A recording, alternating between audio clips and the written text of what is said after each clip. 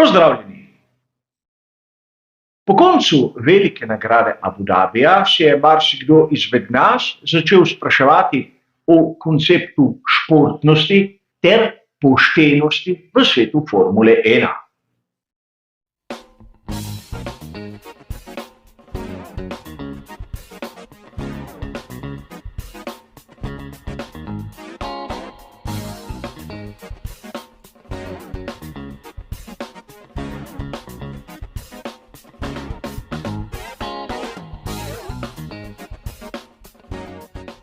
Verjetno se marsikomu izmed vas zdi ta pojma športnosti in poštenosti precej zastarela v današnjem sodobnem času. Danes je bistveno bolj važno, kdo je zmagovalec, šampion, kot to, kdo se obnaša športno ter pošteno. A prav na zadnji dirki svetovnega prvenstva Formule 1 na veliki nagradi Abu Dhabija smo videli primer, ki nam lahko da neko izjemno zanimivo iztočnico in seveda, kdo izmed nas se bo lahko tudi začel spraševati o tem, kaj je pravzaprav športno in seveda, kaj pošteno. Športnost in poštenost pa pravzaprav ne sovpadata. Verjamem, da koncept, ki ga imam sam o športnosti, se bo marsikomu izmed vas zdel izjemno zastarel in neprimeren za današnji čas. Ampak v Formuli 1 smo lahko videli v sezoni 1958 nekaj, kar bi lahko marsikomu nekako na lep način razložilo, kaj to športnost je. Govorimo o veliki nagradi Portugalske. Tam se je zgodilo nekaj, kar še danes bi lahko marsikateremu vozniku v bistvu pokazalo, kaj pomeni biti športen. Takrat se je zgodilo, da Mike Hawthorn, ki je takrat vozil za Ferrari, se je na progi obrnil, njegov motor se je ustavil in kot je bilo nekako v navadi v tistih časih, je izskočil iz svojega bolida, odgnal proč varnostne delavcev, kolikor bi mu pomagali, bi bil diskvalificiran, porinil Ferrarija naprej, ko je dosegel določeno hitrost, je vskočil in seveda zagnal motor. Po pričevanju tistih, ki so bili tam zraven, naj bi to operacijo nekako opravil v nasprotnem smislu, kot je potekala proga. In dobro je znano, če se kaj takega zgodi, sledi kvalifikacija.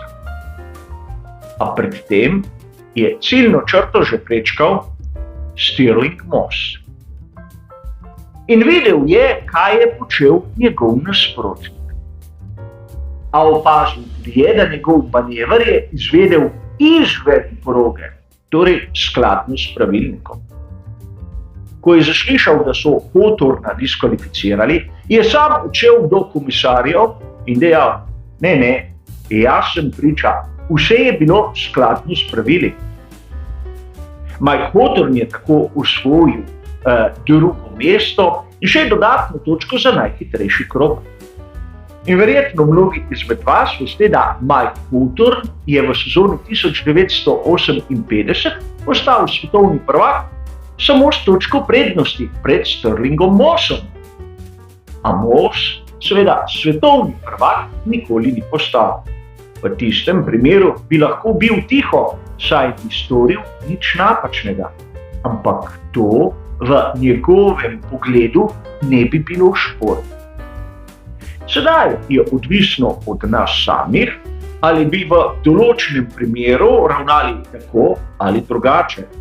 A videli smo, kaj pomeni biti športen v Formuli 1, narediti tisto, kar mislimo, da je prav. A po drugi strani, kaj je kolegialnost? Dobesedno pomagati moštvenemu kolegu in mu, če je možno, vrniti uslugo. In marsikdo izmed vas se je spomnil, kaj se je zgodilo lani na progi v Yas Marini, ko je Sergio Perez dobesedno zadrževal Lewisa Hamiltona. in tako nesporno pomagal Maxu Verstappenu. Je bilo početje Sergija Pereza športno? V mojem osebnem pogledu sicer ne. Namreč vmešal se je v borbo med dva druga voznika in seveda pomagal svojemu moštvenemu kolegu, ampak tako, da je škodoval njegovemu nasprotniku. A dejal sem, da moj pogled na športnost je zastarel. Po drugi strani bi lahko letos pričakovali, da bo Sergio Perez dobil nekako vrnjeno uslugo, da bodo pri Red Bullu in seveda na čelu z Maxom Verstappenom skušali njemu pomagati priti do drugega mesta na vozniški lestvici. A videli smo, da niti pri ekipi, še manj pa pri Maxu Verstappenu niso imeli kaj takega v misli. O čem govorim? Kolikor pogledamo strategije posameznih voznikov, bomo videli, da Sergio Perez je imel dva, Max Verstappen pa enega. In že to nam mnogo pove. Namreč Maxu so dali na hitrejšo strategijo kot Sergija, pravzaprav zato, da bi oba voznika oddelili. Kako bi lahko Max Verstappen seveda pomagal Sergiju Perezu, kako bi ga lahko na primer spustil predse, če je bil ta toliko sekund zadaj, seveda zaradi dodatnega postanka. Po drugi strani, marsikdo izmed vas bi dejal, saj bi Max Verstappen lahko zadrževal Charlesa Leclerca in tako napravil isto, kar smo videli s strani Sergija Pereza leto poprej. In kot sem dejal, to ne bi bilo športno.